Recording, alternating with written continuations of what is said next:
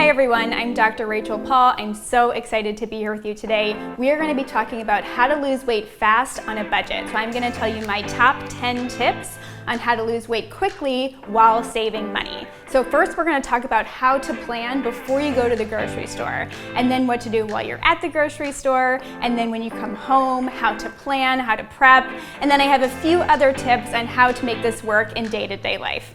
Okay, so let's get started on my top 10 tips for losing weight fast on a budget.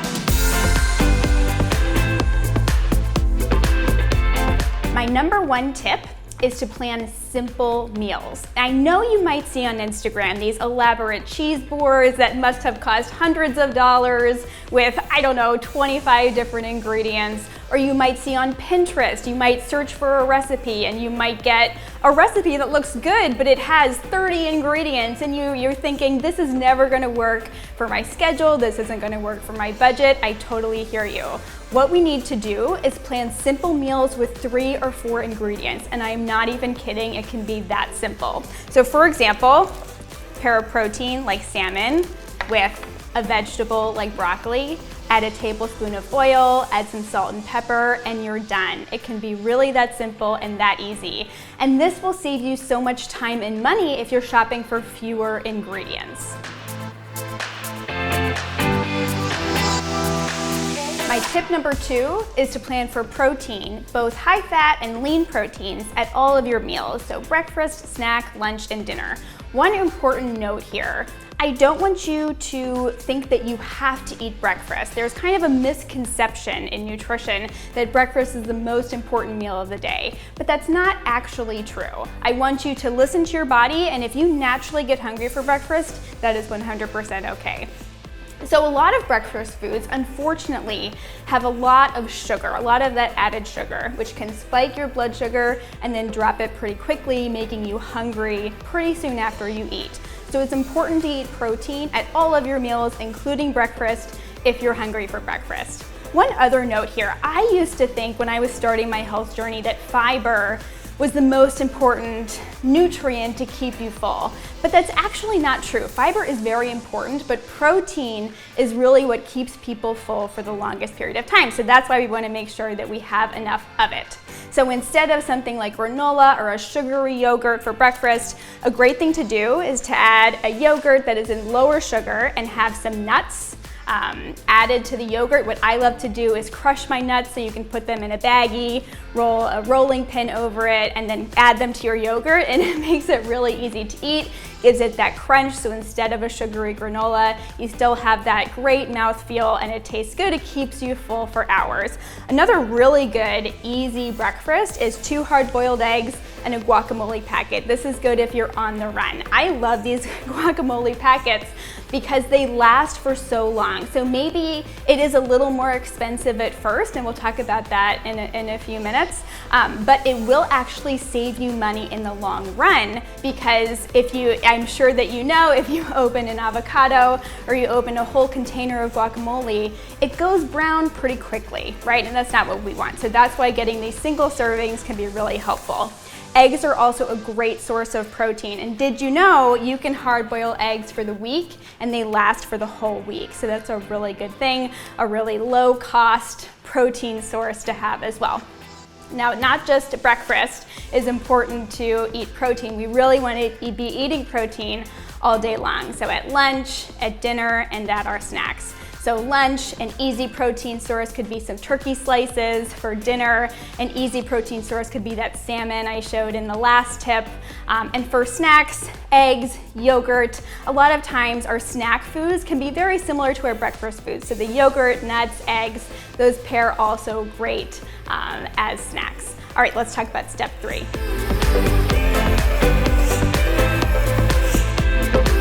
All right, my tip number 3 is to plan lunch and dinner with as many fruits and vegetables as possible. A great thing to do is to plan to have half of your plate for lunch and dinner as fruits or vegetables. I like primarily to focus on vegetables.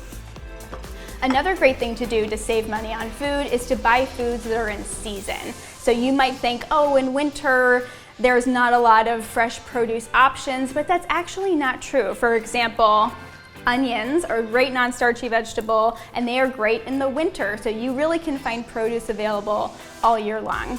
Another great thing to stock up on that will save you money in the long run, hands down, I promise, is to stock up on frozen vegetables.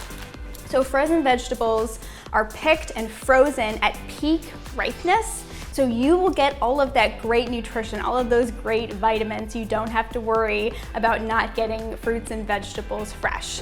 Okay, let's talk about tip 4.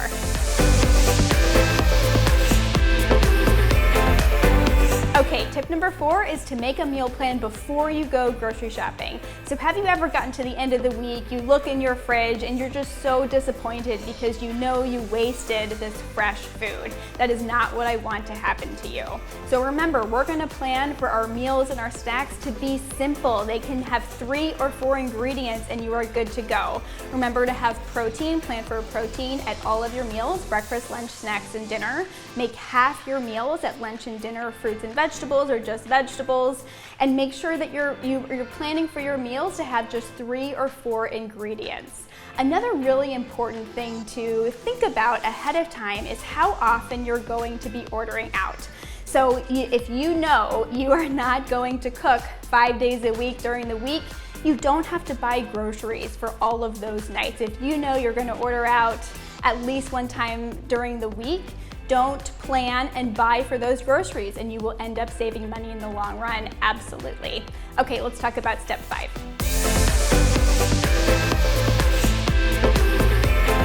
Tip number 5 is to stock up on whole, real foods while you're at the grocery store. So a little story here. When I would go shopping with my grandpa when I was really little, we would go to the store and he would have his eye out for all the foods that were on sale. And he would buy all the foods that were on sale even if he didn't need them. And while this is so sweet and I love this memory, it's not really good for our budgets, right? So a good thing to do is to make a list of the foods that you need from the plan that you created in the last step, so we can just shop for those foods. Another good tip is to shop around the perimeter of the grocery store so that you are buying whole, real foods. So let's look at some examples, especially foods that last for a long time. So even if you don't get to them this week, you'll have these foods for future weeks. So for fats, for example, you can get a bottle of oil and that will last for a long time. Butter, cheese, again, those foods last for a long time. Even if you don't get to them this week, you'll have them for future weeks. For protein, canned tuna, canned salmon, these protein sources, eggs, they last for weeks, if not months. So you will have them for the future. For whole grains, a good thing to get is brown rice or some beans. Canned beans can last for a year, you'll have them, okay? And then for vegetables, a good thing to do, like we said, is to shop in season. So something like onions and greens, those are good foods that you will have in your fridge for a while. Okay, let's talk about tip 6.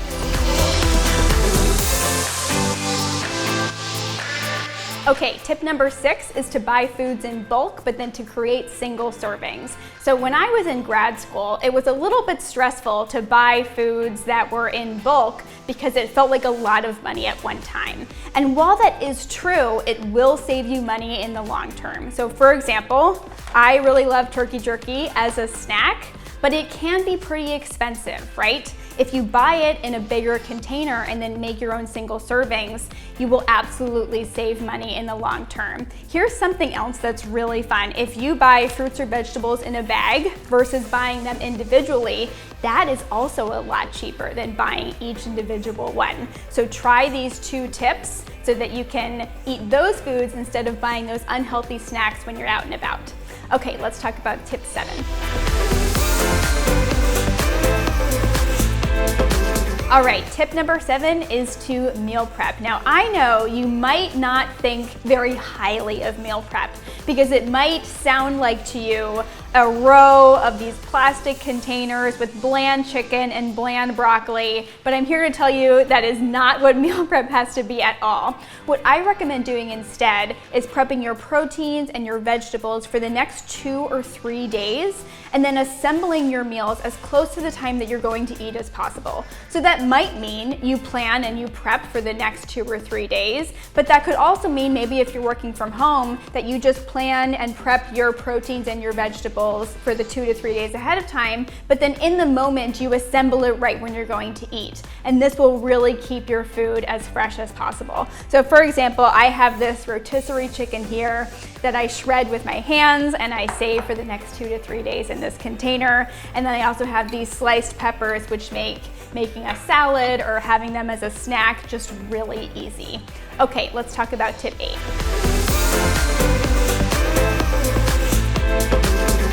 All right, tip number 8 is to add some body weight exercises. Now the good news here is that exercise is actually not necessary for weight loss, but it is so good for your health, right? It's good for your mental health, it helps you sleep, so of course I would recommend doing some exercise. But here's the good news, is that you do not need a really expensive gym membership to be able to work out your body. So there are so many free online videos and classes now, which is awesome, and you don't even need equipment. You can use things that you already have in your apartment or your house. So for example, you can use a water bottle as some weights and do some weights with your water bottle, fill it up. It actually gets pretty heavy. You can also just use your own body. So for example, what I like to do for arm exercises is you can just put your arms out and do some circles, and I try to do at least 60 little circles forwards and backwards. Okay, let's talk about tip 9. All right, tip number 9 is to create social interactions away from food. So I remember when I first moved to New York, this really sweet girl asked me to get brunch with her, and I felt too strapped for cash to get brunch with her. And I wish I could go back in time and say to her, hey, let's go for a walk instead, or let's get a coffee instead. There are so many great things you can do that don't involve paying for food. So can you take a walk? Can you do a free activity in your city? Can you start a new hobby? There are so many great things to do that again don't involve spending money on food. So think about them and try them out this week. All right, let's talk about tip 10. Okay, tip 10 is to practice mindful eating. I know this is tip 10, but this is actually the most important tip. So mindful eating includes everything from start to finish. So what I want you to do is sit down and enjoy each bite of food, and know that you can stop eating whenever you're full, because you can always have that food again. No food is off limits. No food is a bad food. You can always eat again when you're hungry. So for hunger and fullness signals, it's important to think about the hunger scale. So the hunger and fullness scale goes from 1 to 10, where 1 is starving and 10 is overly full. And we want to stay in the 3 to 7 range. So if you're really practicing mindful eating, enjoying every bite, tasting all of the food with all of your senses, you'll be much more likely to stop eating when you're truly full, because again, you know you can eat this food again. Okay, let's talk about final steps. So we just talked about how to lose weight fast on a budget, but I want to say something important here. There actually is no rush. When we are in a rush to lose weight, we often end up adding new habits or new behaviors that are too restrictive and have us then overeating later in the day or later in the evening, which is no good, okay? So follow the 10 steps I talked about here, and that is actually the most sustainable, fastest way to achieve your goals. All right, guys, hit the subscribe button. We're gonna be creating new content every single week, and I'm so excited to see you in the next video.